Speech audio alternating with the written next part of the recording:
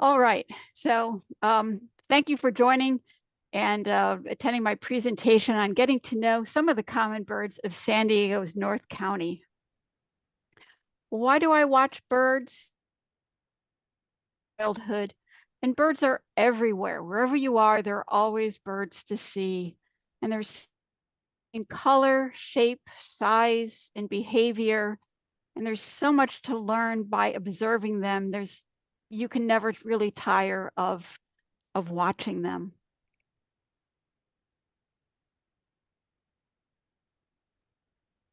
Oops, okay.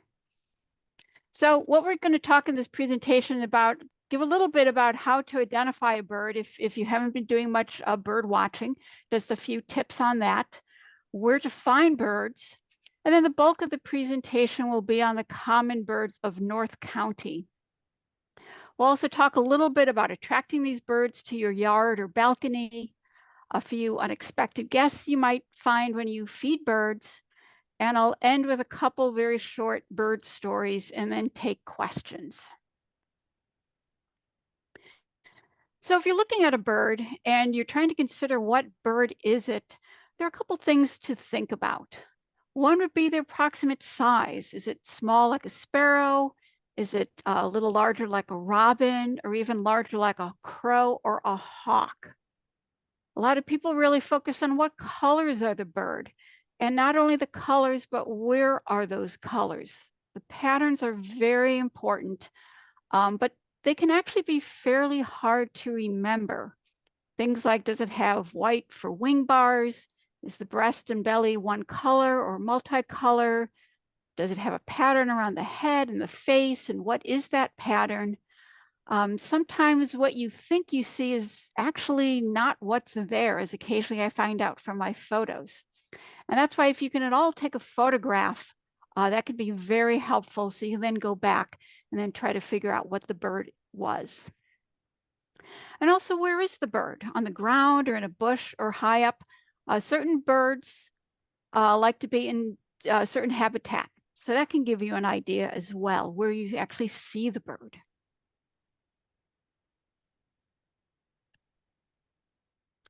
Another thing to look at are bird beaks. The beak size and the shape can help you determine what a bird eats, and also that can help you determine what kind of bird it is. So is the beak, is it kind of long or thin, or is it more conical and stout?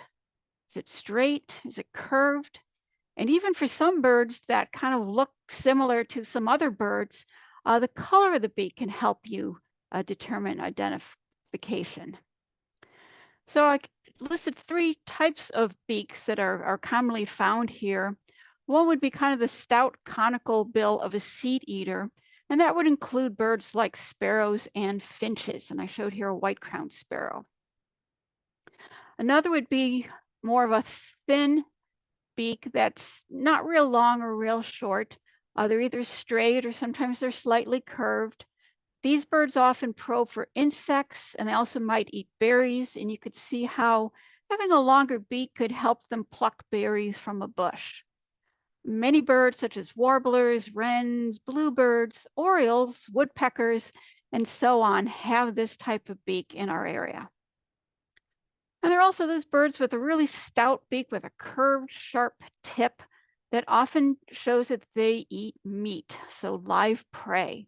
And that would include our raptors. There are a lot of resources these days to help you identify a bird. So knowing general categories can be helpful, especially if you're a beginner. An app called Merlin would be worth looking into. It's actually free for your phone. It's the Cornell Lab of Ornithology. And you can take a picture of a bird and submit it, and it will tell you what it thinks that bird might be. You can also put it on the vocalizations, and you can even walk around and it will put down all the birds that can hear and what it thinks they are. I one time had a neighbor who suddenly discovered it, and he said, wow, this is just amazing. And he was just walking around looking at his phone. He was really enamored of it. So you can't trust this or any app 100%, but it's a really good place to start, especially if you're not quite sure where to begin. There are also a lot of bird guides. Nowadays, a lot of birders like these Sibley books, and they can come either in book form or as a phone app, so you always have it with you. There's eBird through the Cornell Lab of Ornithology. That's where I put all my sightings. They also have a lot of resources to look up birds. There are other online sources such as through Audubon. They also have a lot of good resources on birds. But for those, you have to kind of know where you're going to start. So you have to have some idea. And if you don't know, especially if you have a picture, ask other people or come on a bird walk. We have a lot of Spot Month, and so do the other Audubon societies local. Birds, birds are really almost anywhere. Important thing I think is to look, listen, and pay attention. And then you'll suddenly realize that you're seeing and hearing more than you really thought was there before. If you have a yard or a balcony, you can attract birds. I have friends who live in a high rise in downtown LA, and they put out a bird feeder, and they have house finches, including fledgling house finches and some other birds that come to their balcony. So you can really attract birds any place you are. I think any of our local parks should have birds, even if they have playgrounds or ball fields. A lot of those parks also have birds. So you just really need to look for them. Even parking lots and highways have birds. So we're really lucky here in San Diego County to have so many habitats and so many birds. eBird's a really good resource to see where you might want to go to look at birds and what birds have been seen there recently. There's a hotspot page, which is very useful. You can check for these bird sightings near you. And I'm just going to kind of briefly go over that in case some people here are not familiar with that. So to start, you would go to ebird.org, and there'd be on the page that pops up, there'd be a header. And I just screenshot just a little bit of that header. And you would go to this Explore region. And if you hit that, it would go to another page. And on part of that header or area, there'd be an Explore regions. So in here, you would type in, if you want to explore San Diego County, you type in San Diego. And that gives you a map. I zoomed in on it and I moved it to Carlsbad and Oceanside. And all these little icons here are each represents a hotspot. And the color represents how many species have been seen there. So what I did is I just clicked on the Buena Vista Audubon headquarters bubble, and this comes up. And then what you would do, you would just click View Details, and then that would take you to the page that has the hotspot for our headquarters, and it would show all the recent bird sightings, photos that people have submitted, and other information. So it's a really good resource. So you can see in this area all these different hotspots, but you can go to parks too that aren't hotspots. They might have really good birds too. So there are just so many places and so much information for how to figure out where to go looking for birds.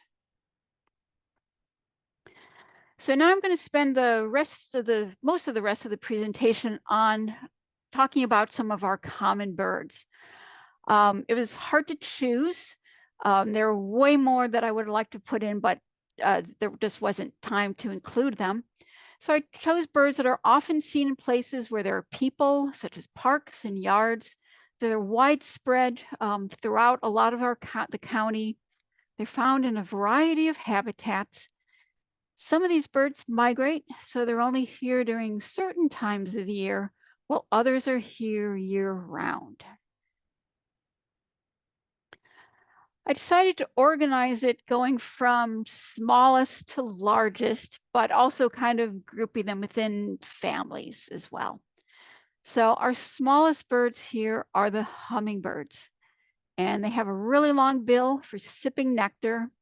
And they also use their bill to catch small flying insects. If you ever see hummingbirds, they're just kind of hovering, especially if you take out binoculars, you might see that they're hovering in front of a little flock of gnats, and that they're trying to pick off those gnats. It's a really good source of protein and other nutrients for them. These birds are really small, fast, and they've got excellent agility, really better than any other birds. They're also very easy to attract. You can use hummingbird feeders. Just be sure to clean them. You don't want to get any mold or bacteria or anything, especially in the summertime when it's warm. So you gotta, if you're gonna do it, you gotta make sure that you have the time to actually take care of them properly. Otherwise, the birds can get certain diseases. They're attracted to many flowers, and they also like fountains because they really moving water. Allen's hummingbirds are the smallest of the ones that we have here routinely. They're very colorful. They've got a green and rufous back, and they have bright rufous sides and tail. And the male has a brilliant orange gorget, and those are the feathers below the beak. And this bird here, you can see it's a young immature male who's molting into adult plumage. So you can see some of the pin feathers and some of the adult feathers that have already appeared.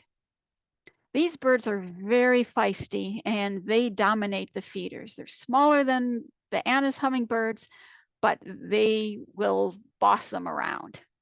They're also very noisy, so they're very easy to detect because they kind of make a loud humming sound with their wings, and they also have a loud chip sound, which they're always vocalizing, it seems like. So they can be quite noisy if you have several or more at your feeders.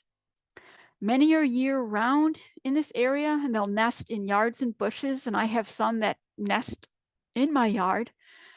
But I don't have that many during the summer. I get the biggest influx in the fall and then through the winter to feed at all the feeders. And one thing that's surprising that I just read is that Allen's hummingbirds have lost about half of their traditional or their population in the last 50 years, and they're projected to lose even more because right here they seem so common, but I guess it's a bird that actually is struggling. This is an adult male. It actually just rained the night before, so he was very clean with his full gorget. And to really get the full view of it, you need to be almost directly facing the bird because it's iridescence, and the angle of view to the bird and to the light really makes a difference in how the gorget appears. And if the bird's turned away from you, and especially if the light's a little dull, the gorget can appear almost black, but don't be fooled. It's still very colorful if you get just the right angle. This is a female or immature Allen's hummingbird, and she has much of the same coloration, except she doesn't have that gorget. She has instead kind of white and mottled pattern here on the throat. But she's also very feisty. Our other very common hummingbird here are the Anna's hummingbirds, and they're a little bit larger than the Allens and not really as colorful. They've got more of a dark green back and sides with kind of a greenish white belly, but the males have a brilliant magenta gorget. Some birds here, just like the Allens, are year-round, and others only spend the winter here. So during the winter, I have many more Anna's hummingbirds on my feeders than I do during the summertime. And they're often chased from a feeder by an Allen's hummingbird. And if you have feeders, a good time to really see them and get an appreciation for how many birds you have is at dusk. They come in to feed their very last feeding before they go and roost for the night. And they enter what's called torpor, where they lower their metabolism and their body temperature so they can survive through the night. But it seems like they all come to the feeders and they get along at that time just to really fill up and get as much sugar as they can so they can make it through the night. This is the male Anna's showing off his brilliant gorget. This is a young male who's molting. So once again, you can see his pin feathers coming out.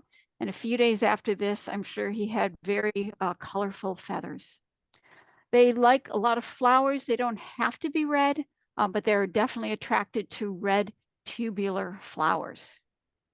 And they will also pollinate them. Sometimes you'll see yellow pollen on their face or on their beak. Not only do they look a little different, but their tail feathers are also different.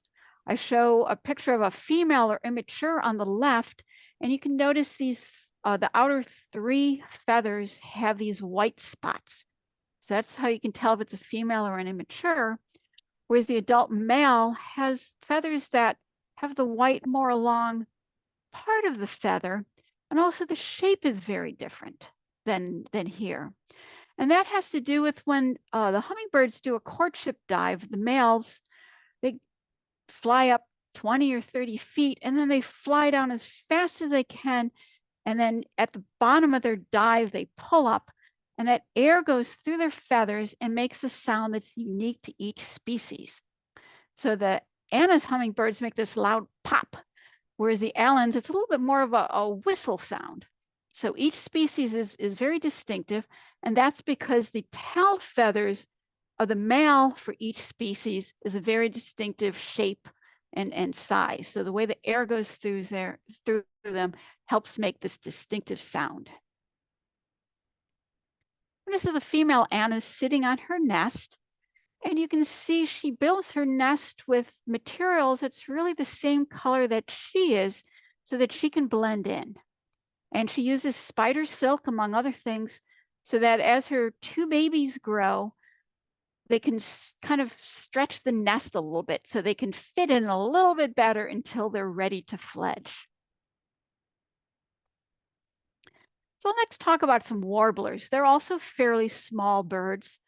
The males are often, but not always, very colorful with their breeding plumage. And they have a small, thin bill that they use when they're actively foraging, looking for insects. They'll often probe under all these leaves and the stems, looking for something to eat. Most species of warblers winter or migrate through here, but a few are here year-round. So one of them is the common yellowthroat. This is a pretty small bird. It's very active and looks for insects in bushes. It's hard to see, but it often vocalizes. So if you're listening, you can often hear them. They have a very loud chip sound. And also there's a witchetty call that the male will make during breeding season. So sometimes I feel like they're only 5 or 10 feet away from me, and yet I can't find them at all because they're just in that dense bushes looking for something to eat. So most of these are year-round, but I winter here, because every winter I have some that show up in my yard. Then come spring, they disappear, and I don't see any more in my yard until fall again.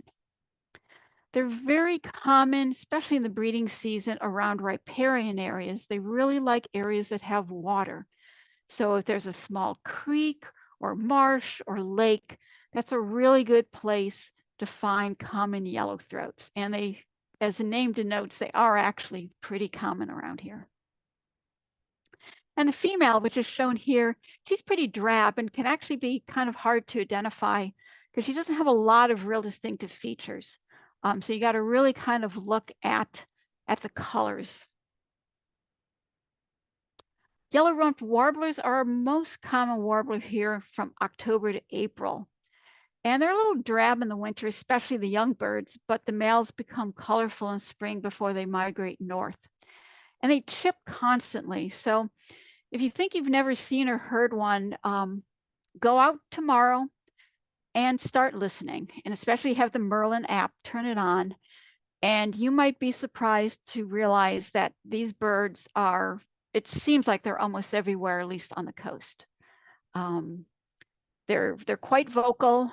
They're not terribly shy. They come in yards. They're in many parks. They're in parking lots. They forage on the ground or in trees. One thing to identify them from a lot of our other warblers is that they have 3 patches of yellow. One, which you can't see here, is right above the rump, and hence the name. There's also a small region right here, And under the throat, it's yellow or sometimes it's white. And this is a male right before he's getting ready to go north for breeding season. And occasionally they'll start to sing a little bit before they head north. Townsend's warblers are also quite popular here during the winter. They're pretty common in parks. They're looking for honeydew secretion of scale insects or nectar. They can be attracted to yards with suet or mealworms, even though I've never tried this. I just see them more coming through and looking at all the bushes. And the adult males are quite strikingly colored. They're one of our more colorful warblers that's here in good quantity. You can see this nice head pattern here, the different colors here. The young birds and the females are similarly marked, but they're kind of more drab. So these birds you need to kind of look around with, but they're around. And this is just another one of them. They like the tepu trees because they host this little insect here that's got a lot of sugar. So the warblers really like going through them. So that's one reason parking lots often have warblers, especially if you see tepu trees or eucalyptus trees. Orange-crowned warblers are here year-round. They're kind of a drab yellow. Males and females look pretty similar, but occasionally you can see the male's orange crown, but it's usually very hard. And they hunt for insects in yards and parks. They come through my yard constantly. They also like jelly feeders. So if you put out a jelly feeder, say for the orioles, you may very well attract these warblers as well. So kind of keep a lookout for that. And they're also pretty good at vocalizing with their chips. And then during the breeding season, they have a song.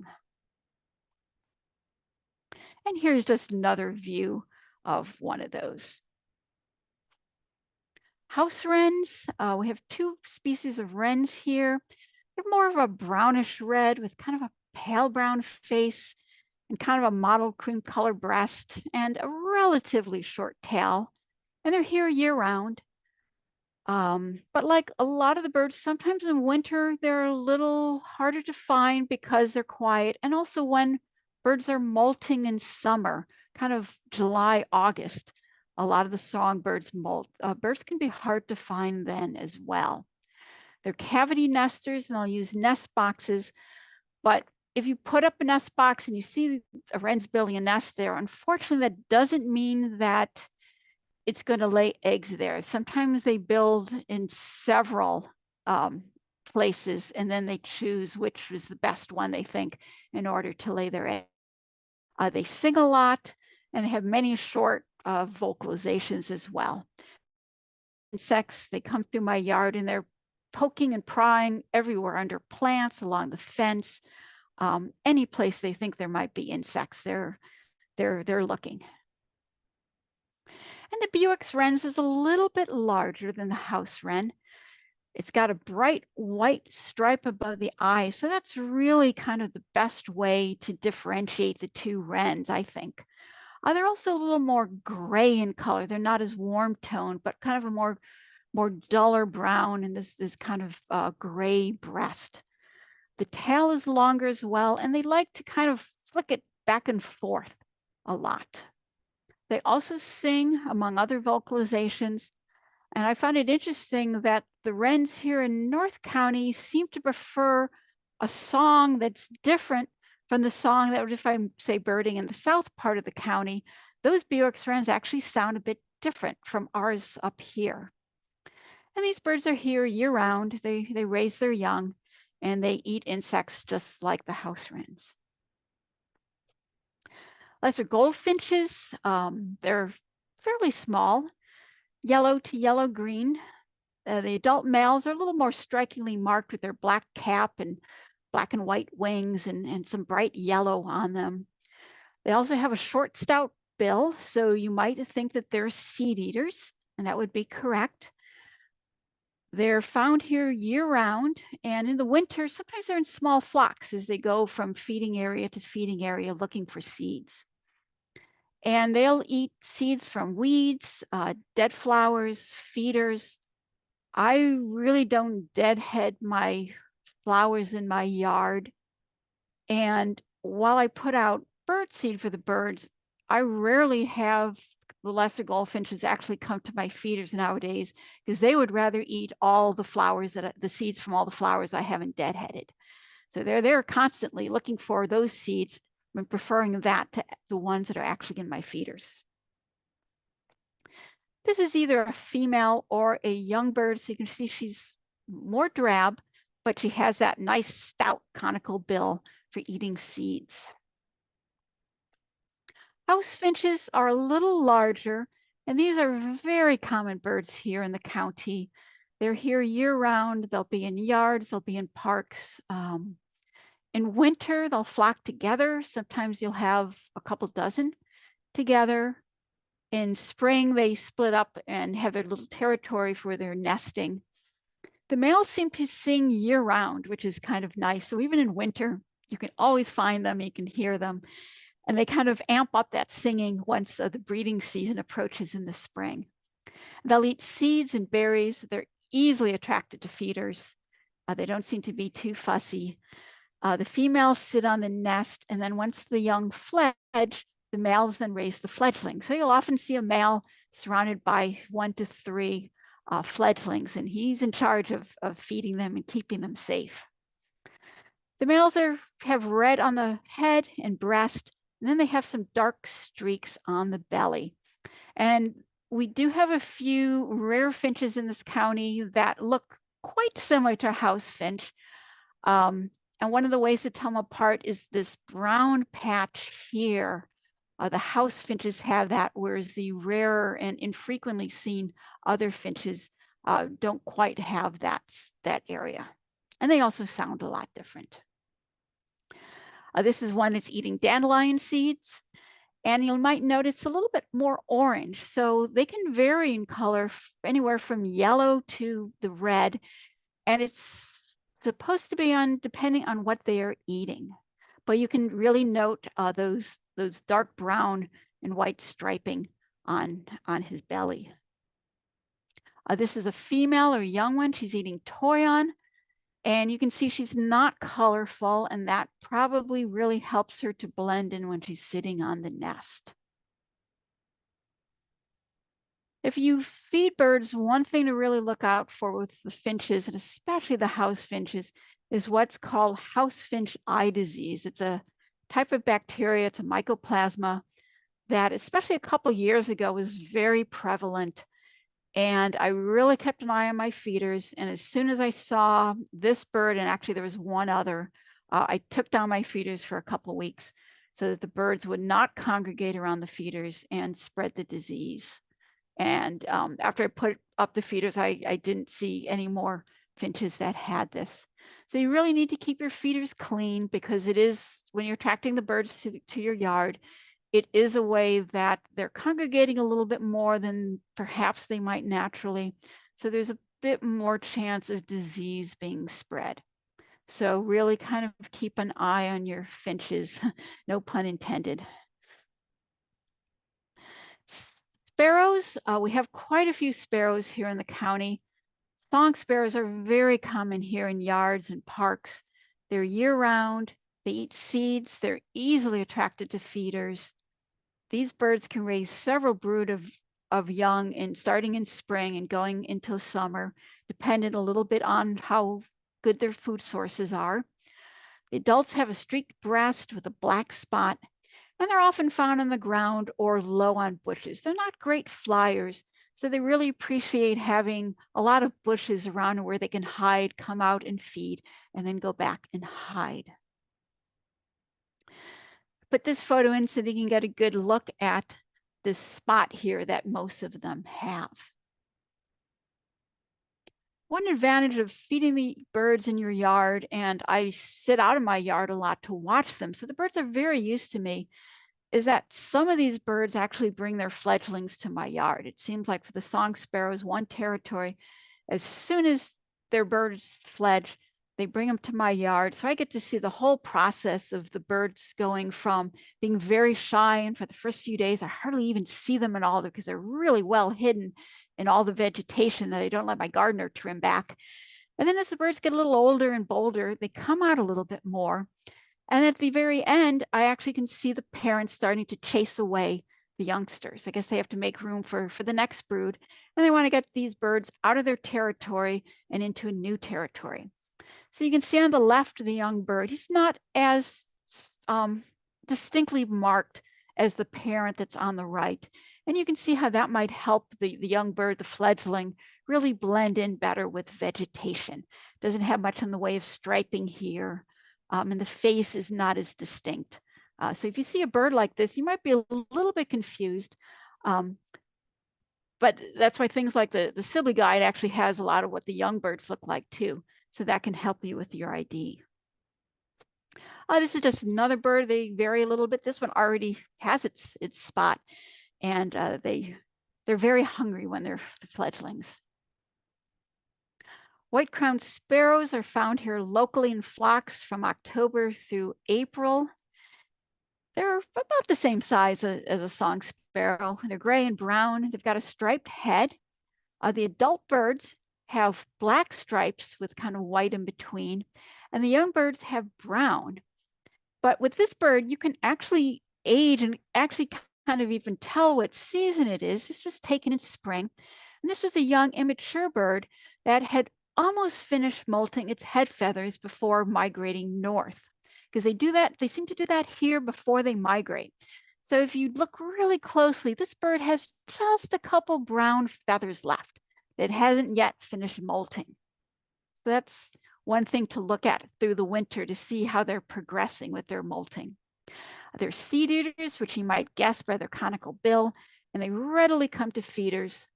A month or two ago, I started putting out peanuts in addition to all the other food I put out, little cracked peanuts. And the white-crowned sparrows just love them. That is by far their favorite food now. And they've gotten even bolder when they see me come out, and because they know I have the peanuts. And I even have one now that comes right over to me and grabs a peanut before I even put them out. So I think of them as fairly friendly, slightly comical birds. They seem to have a lot of personality. Like the song sparrows, they like to be on the ground and in bushes. They hide in my bushes. And they'll also sing in the wintering grounds, which is really nice. Often if there's a little dispute or if two flocks come together, that's especially when they'll sing. And different subspecies of these birds sing differently. So here in San Diego County, most of them sound one way, but if you go to other parts of the country, they'll probably sound a little different. Here's a young one you can see with the brown. And here's another young one, an immature bird. And what I've noticed when I'm out on trails is that often I notice one bird that's kind of perched on, looks like sentry duty. And more often than not, that's a young bird. And I've kind of wondered why it's often an immature bird. Are they considered more expendable? Or do they have better senses? You know, maybe is their eyesight better, or their hearing better, or their reflexes faster to evade predators? And is that why they're often on sentry duty? So if you go on in parks and you see one white-crowned sparrow perched like this, most likely there's a whole flock nearby. California towhees are also in the songs in the sparrow family. They're kind of plain, they're brown with kind of a brown-red vent, which is this area under the tail. They eat seeds and insects, and they'll readily visit feeders. And they also like to be on the ground or in bushes. They're here year-round. They'll nest in yards and parks, and they have a loud chip call. Here's one gathering worms to feed its nestlings. A lot of songbirds like to feed soft foods like caterpillars or worms to their nestlings. Spotted towhees are here year-round, but they can be a little harder to find, especially during the winter season. They go really quiet and they're very stealthy. So they're fairly common, but sometimes you have to really look a little bit in order to find them. These birds eat seeds, berries, and insects, and they're also attracted to feeders. And once again, they prefer to be on the ground or in low feeders. They also scratch in the leaf litter to find bugs and things to eat. So they take both feet and they go back and forth, kind of like a hop. They hop forward and then they pull back as a scratch. And you can hear this, or like sometimes I'll notice my mulch is kind of all over the place. And I figure, oh, probably a spotted towhee has been there looking for something to eat. And pairs will call back and forth. They can be fairly vocal, especially during the breeding season. And this is a fledgling. The parent was nearby. And you can see once again, for a lot of these fledglings, their coloration is different than the adults. And the coloration really helps them to blend in when they fledge so that they end being in the nest so that they can survive. Black Phoebes are, I think of them as small, friendly birds. They're very often in yards and parks. They're mostly black. They got a white, bright belly. Except for juncos, there really isn't any other bird that looks like them around here. They often hunt for insects by perching on a low branch, especially by a lawn. That's why they really like parks a lot. And they vocalize a lot. They chip, chip, chip. They're quite loud, and they seem to vocalize fairly constantly. This is a young fledgling showing off his beautiful new fresh wings. And one reason you can tell that it's a fledgling is by the edges here are brown. In an adult, they'd either be worn off or they'd be more whitish. But for the fledgling, it's kind of this tan brown. This bird had just caught an insect, but it was so used to having the parent feed it and put the bug in its open mouth. This bird, as I watched, it didn't know what to do. It's like, okay, it had a bug, but it wasn't quite sure how to actually swallow it. And it ended up dropping that lovely meal, but I'm sure it learned eventually. So here, once again, you can see kind of the brownish wing bars. And another way to tell a young bird, let's say a fledgling, is that often they have a yellow gape. So this part right here is often yellow in fledglings. Western bluebirds are also another fairly common bird here, and they're so lovely. The male has bright blue head and back with his beautiful rusty breast.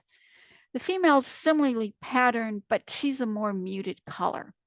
They're cavity nesters, so they'll go into nest boxes or old woodpecker holes that are in snags. So that's one reason snags are so important to leave if you possibly can. They're often seen in yards and parks, and they'll eat insects and berries.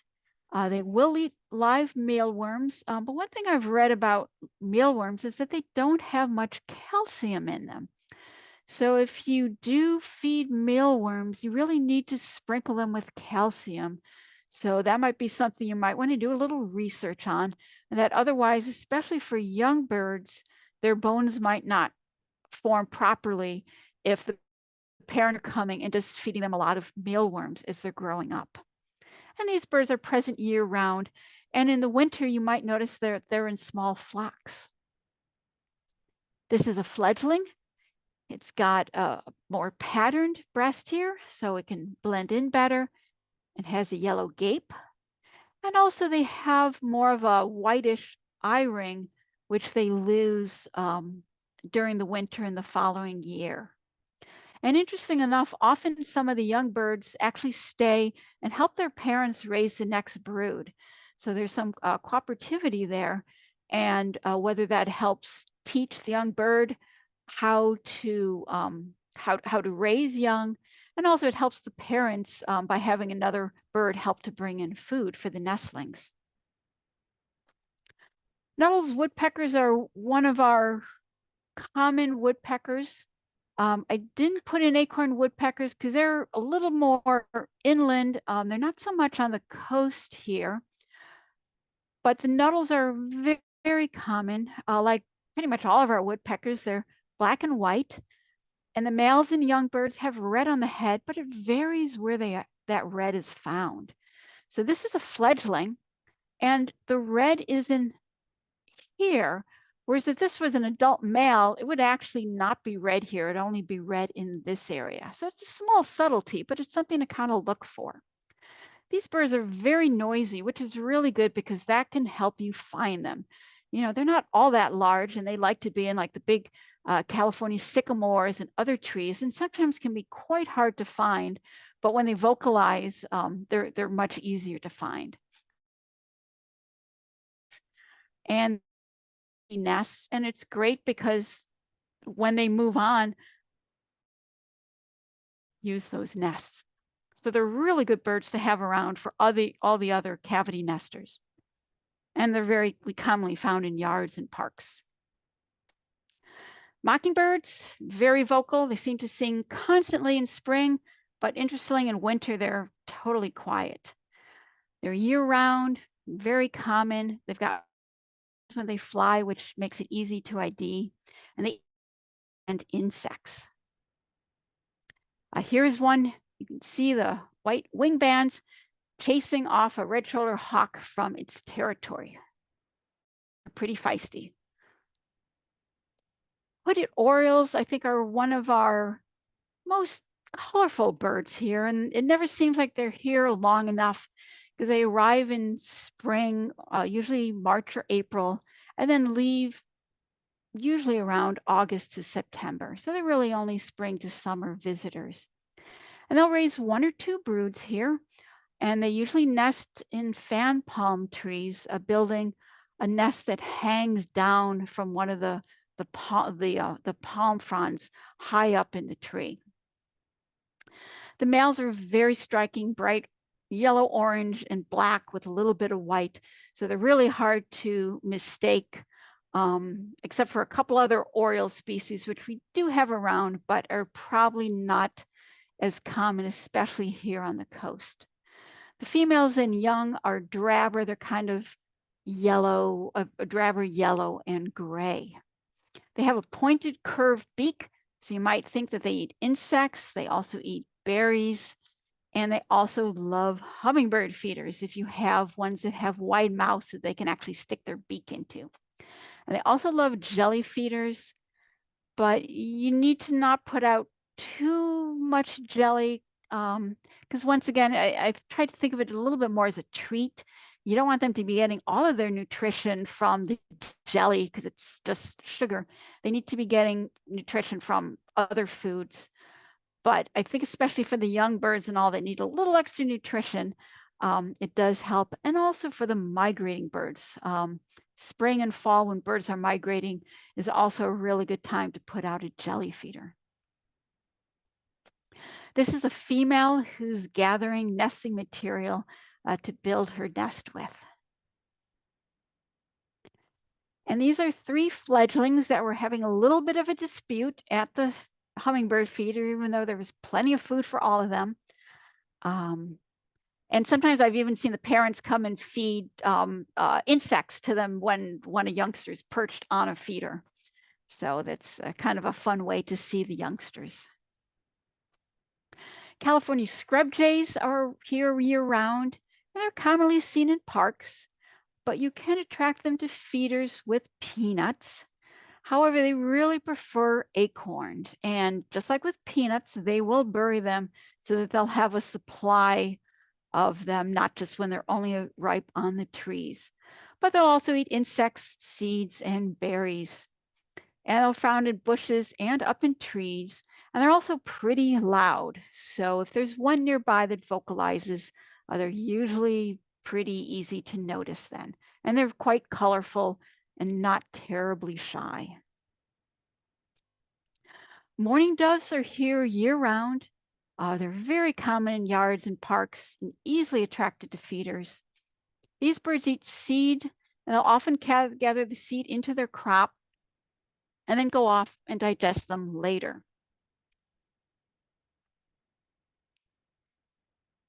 In my yard, I'll notice they come in as a flock. They basically eat and run. They eat and then they'll get a drink and then they take off because they know that they're kind of vulnerable to predation there. And I think they're kind of overlooked birds or underappreciated. they've got a real subtle beauty to them if you look at them. And while on the ground, they look a little awkward and all, they're actually marvelous flyers. And they can fly up to 55 miles per hour. And that's because a lot of other birds want to eat them, especially hawks. So they really have to have strong wings so they can outfly their predators. And if you see them when they're really flying, they almost look like falcons because they've got short pointed wings and they can really kind of fly around. So you might not notice that when they're just kind of walking around looking at seed, but they're pretty remarkable birds. And that's why they're so successful birds too, I think. And when they fly, they make a sound that's called wing whistles. And sometimes in my yard, I'll have 20 or more of these birds and something startles them, whether it's a neighbor or a hawk, and they all take off at once. And it is just an amazing sound when they're all flying away as hard as they can. And this also communicates to all the other birds and wildlife in the area that, hey, there's danger around, take cover. And indeed, all the birds in the yard hide and everything in the neighborhood goes quiet. So it's also a way for them to be communicating. Here's another look at them. There's even some iridescence in the feathers, depending on the angle that you look at them. And finally, I'll talk about raptors. Are quite large here, are not our largest birds. They're some of the wading birds, which unfortunately I didn't have time to talk about. But the raptors have strong beaks and talons because they're catching live prey. And they'll hunt from a perch or while flying.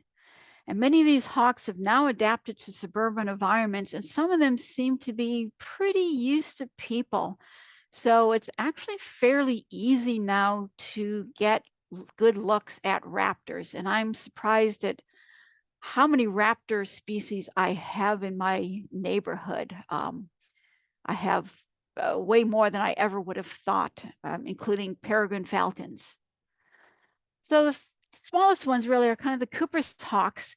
And I've read that they've actually become quite common now in the suburbs because of bird feeders, because they mainly eat birds. They love doves. A recent study I read showed that doves were their #1 favorite food. They've got a long tail and shorter wings because usually they used to be found maneuvering more through trees and bushes. And indeed, even in my yard, they will go into my really thick bushes, but they're a little slow. And sometimes as soon as they go into the bush, out on the other side pops out all these sparrows. It's kind of an amazing sight to see. And except for one time, Cooper's hawk got one of the finches that had the eye disease, I think. I've never seen one come out of a bush having caught something. And the adults look different than the young birds, and it takes about 2 years for them to reach maturity. So if you're trying to ID a hawk, you have to kind of realize that they look different at different ages, and that can be a little confusing. So on the right here, this is a young Cooper's hawk. You can see he's kind of this warm brown color, and he's got this white and brown striping here on the breast with these up and down stripes. Also notice that the eye is yellow. So these are all things that identify this as a young, probably a first-year Cooper's hawk.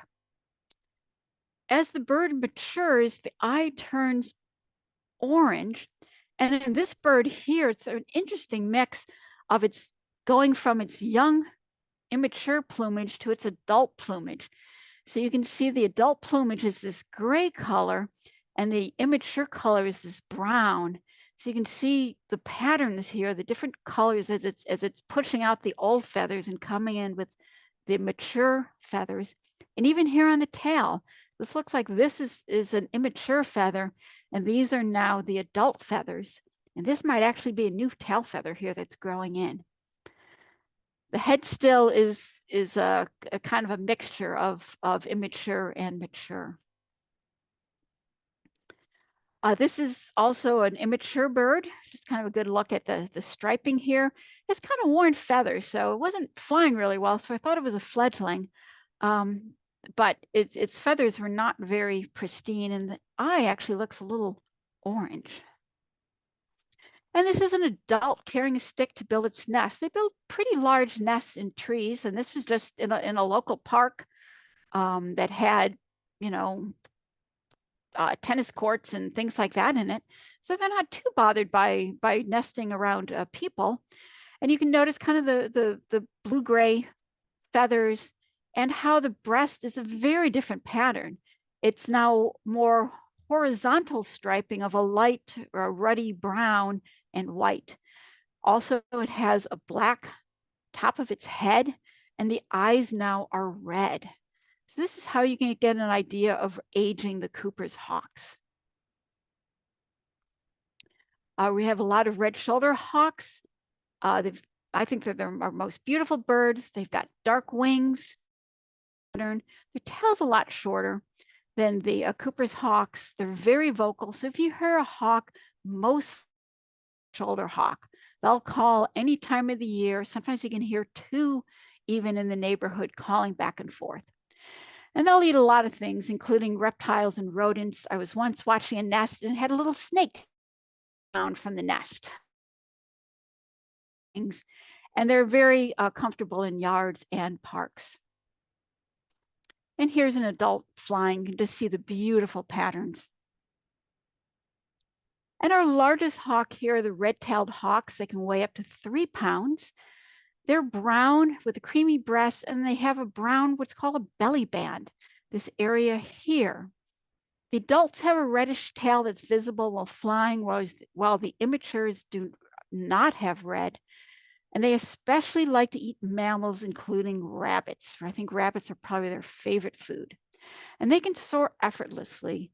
So if you see 1 or 2 hawks, not turkey vultures, but hawks that are flying and circling, even kind of a little lazily, most likely that's a red-tailed hawk. They're often perched around roads and highways. And this is a picture of an adult bird. You can see the reddish color to the tail. You can see the belly band here. And then these dark parts of the wing here are also fairly diagnostic for a red-tailed hawk. So if you see that, especially around here, it's probably a red-tailed hawk. And here's a fledgling. Notice the beautiful, perfect feathers. The coloration is a little different, but once again, it has that belly band and also these dark areas on the wings. And then our largest raptor would be the great horned owl. And it's our largest owl in the area. And it goes, hoo-hoo at night. And courtship starts in fall and winter. And that's the best time to hear the birds. They've been hooting now since really November, December. So you can hear them at night or dusk. These birds eat almost anything they can find, mammals, birds, reptiles. And they're actually found throughout the county. They'll be from coast to desert. All they really need are trees to roost and nest in, and also a good food source. And this is a nest that was actually in Borrego Springs, and they had 2 nestlings. The one was hiding here. So you can see they can be really anywhere. So now I'll just talk a few words about attracting birds to a yard. The key things are food, water, and habitat. Providing water is probably the most important thing out here because we're usually so dry that birds really need water. So if you're going to do, probably be to put out a water source. However, you need to change it every couple days. Sometimes you scrub or really hose it down. Birds will use that for drinking and bathing. Most birds prefer a sheltered location, especially for bathing. I have it's a saucer, it's a terracotta saucer that you'd normally like put a pot on that's about a foot wide, that's under a coyote bush and a few feet from a lot of bushes. And that I think is the favorite places for the birds to take a bath because it's so sheltered. You can also have more ornamental water sources too. And this is a mourning dove coming for a drink. Habitat's very important. I encourage you, if you have a yard, to investigate putting in some native plants because they can provide food, shelter, places to nest, and also nesting material. But not only the types of plants you have, but how you treat the plants is very important. You really should think about leaving some that might be considered overgrown or denser than you might normally think about having. And I think that's really important because the birds need a place to roost and hide from predators. So even if they're not native, if they're very thick, that can be very beneficial to the birds.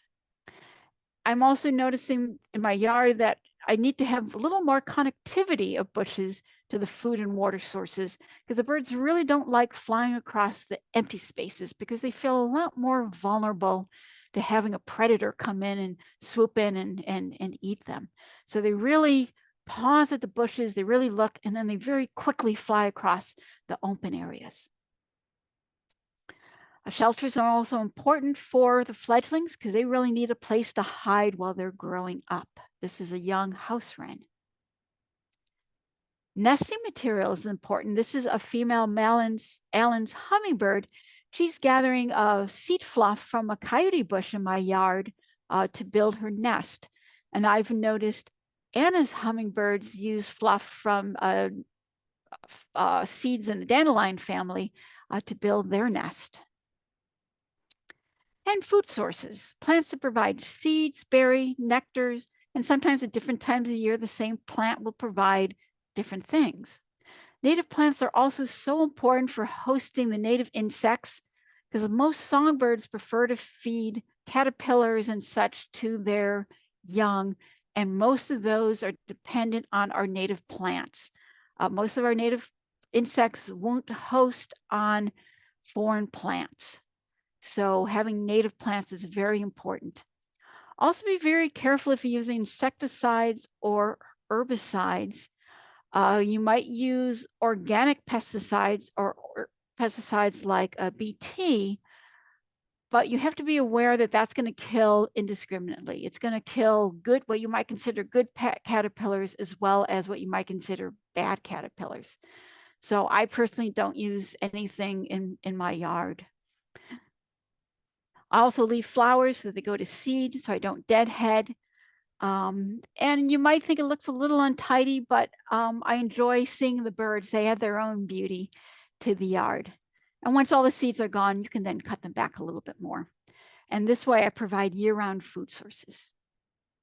Now these are some cedar waxwings enjoying toy on. That's probably their favorite food.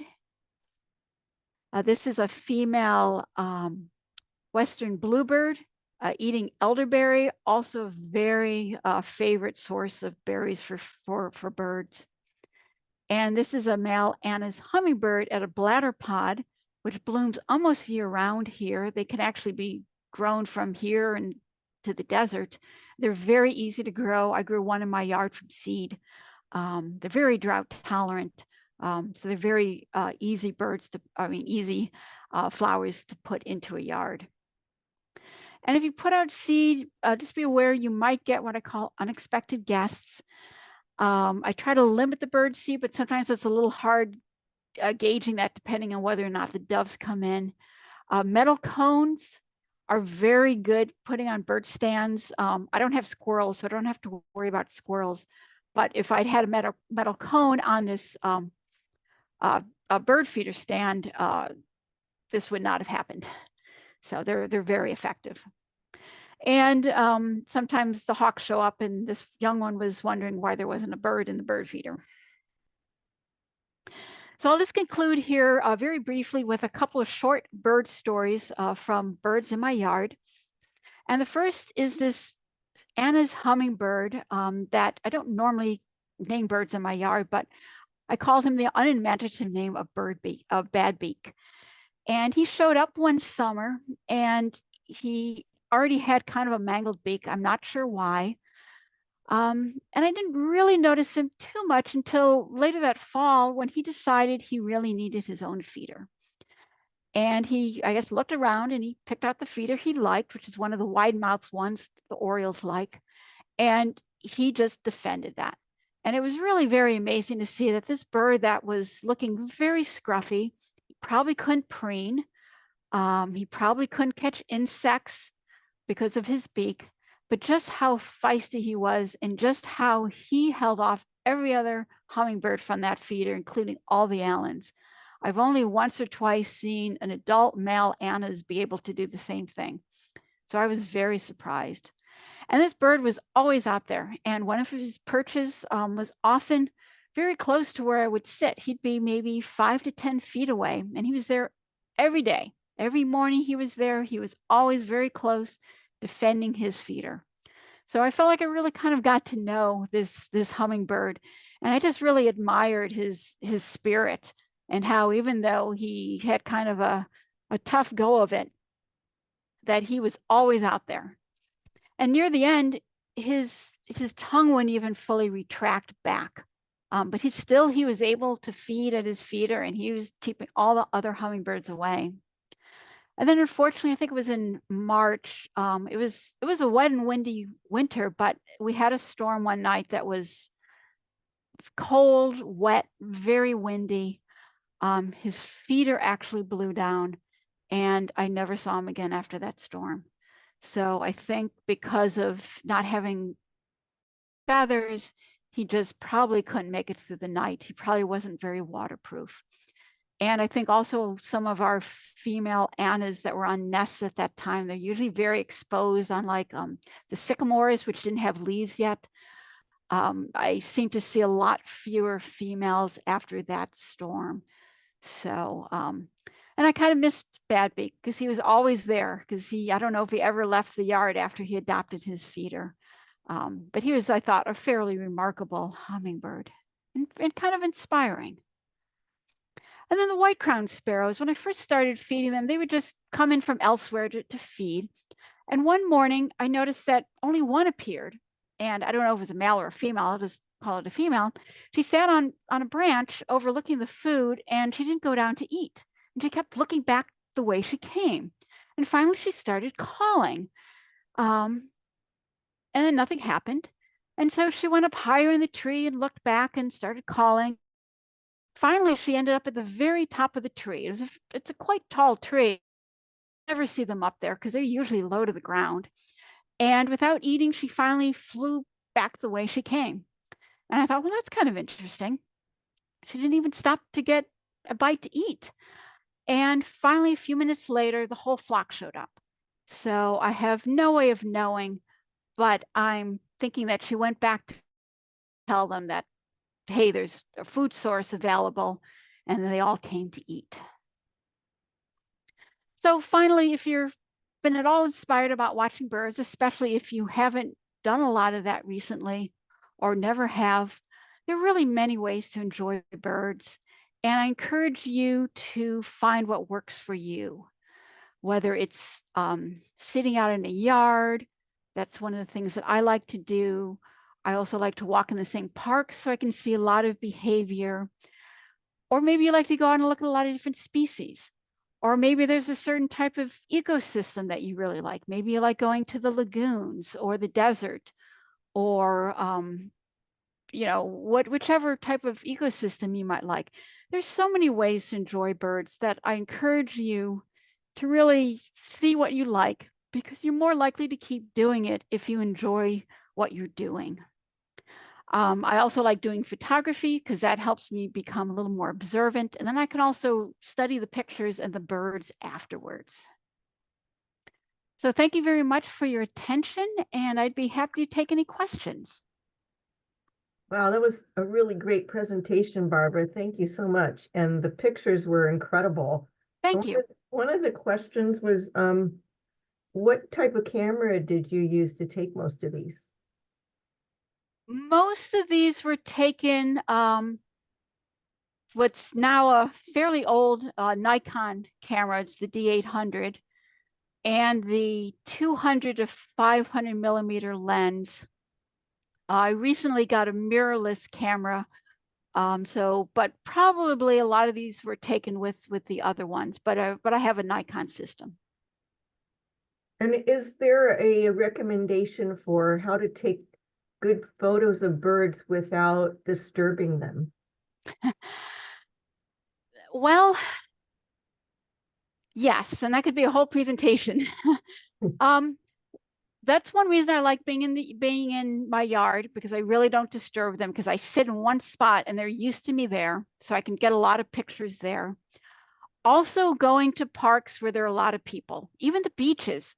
Um, if birds are used to people, you can usually get a lot closer. So if you go off into wilderness, that's probably one of the harder places to take pictures, because those birds don't see a lot of people and they're usually shyer. But if you go to any of your neighborhood parks, those birds see people every day. It's also good not to, say, walk directly at them, to kind of approach them slowly and pay attention to their body language. If they're starting to move off or look kind of nervous, then you probably want to stop. You might want to not be looking directly at them. Sometimes I try to pretend I'm, doing something else for a minute or two. It also depends on the bird um, and the species, but I find sometimes you can find a bird that poses. It really doesn't seem to care that you're there, and I love those birds. And sometimes for the same species, I'll find birds that they want nothing to do with me. And those birds, I just say, okay, go on your way, and I'll hopefully find another bird to photograph. Great. You have a lot of praises in the chat. Oh, thank you. And one question is a person's visiting here and wants to know where a couple of good hot spots are around Oceanside that you might recommend. Well, let's see. Buddy Todd is really good. It's small, but it has a lot of kind of almost, mountain birds like chickadees and all. It has a really good variety of birds. Wheeling Lake is good, but you do have to let them know ahead of time that you're coming. So we do have a bird walk there the first Saturday of every month, but if you're not here for that, you can look. I think we have posted somewhere where to call or text them, but that's a really good place. Let's see, where else?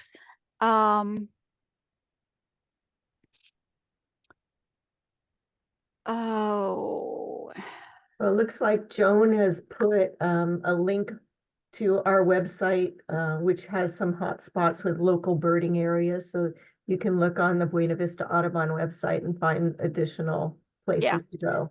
And also use the eBird. I went through how to do the hotspots. Go through that and see whatever hotspots are near you and pick something. And you can kind of scan through what birds have been seen there recently. I mean, the oceans, the beaches are good at this time of year. There are a lot of shorebirds. They're not so good in summer for birds because they're not here. But we have a lot of shorebirds here and gulls in the winter. So I'd say check out the hotspots. Great. And I wanted to make a comment about mealworms because I know we spend a lot of time talking about diets of different birds. And some folks have a tendency to think more is better.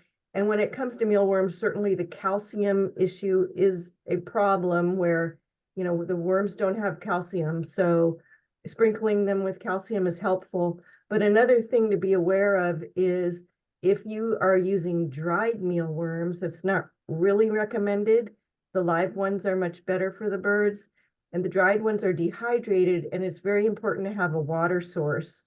And in particular, if you have baby birds around, it's really advisable not to feed dehydrated worms because the parents can feed the babies dehydrated worms who cannot get to a water source, and that can dehydrate them. So it's just something to be aware of. A little bit is okay, but don't be leaving out like giant bowls full. Even though they like them, think of them like candy, you don't want to give them too much. Yeah, I used to occasionally do dried mealworms because they're a lot cheaper and more convenient. And then I would learn, oh, it's best to maybe even pre-soak them. I just put a few out, but I'd also notice the song sparrows would come and get one and then dip them in one of the bird baths before eating it. But I've stopped using mealworms. Looks like that's all the questions I've got in the chat. Anybody else have anything else they'd like to ask?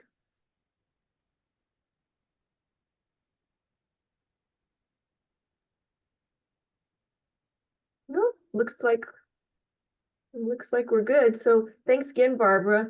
You just You're have like welcome. so many thank yous and what great pictures and great information, and it was just wonderful. And I know this has been something that people have been asking for us to present on for quite a while. So we are recording this, and for those who are like to share the presentation, it's going to be available as a link that Bob will send out. And in addition to that, it will be also on our website and on our YouTube, so that you can feel free to share those links with other people that might be interested. So thank you, everybody, for coming, and thank you, Barbara, for such a great presentation. And Thank you. I just wish I could have put in a few more common birds because I'm sure I missed a few of everyone's favorites, but maybe we can have hopefully... a part 2. All right. Thank you so much. All right. Thank you, everybody. See you next time. Bye-bye.